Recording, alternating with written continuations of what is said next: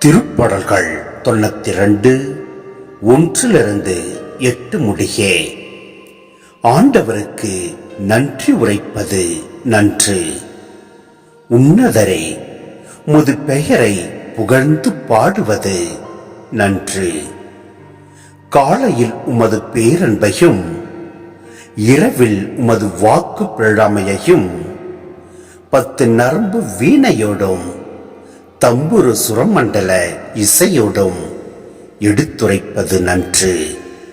ஏனெனில் ஆண்டவரே, உம் வியத்தகு செயல்களால் என்னை மகிழ்வித்தீர்.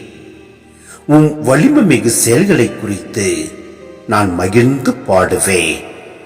ஆண்டவரே, உம் செயல்கள் எத்துணை மேன்மையானவை, உம் எண்ணங்கள் எத்துணை ஆழமானவை.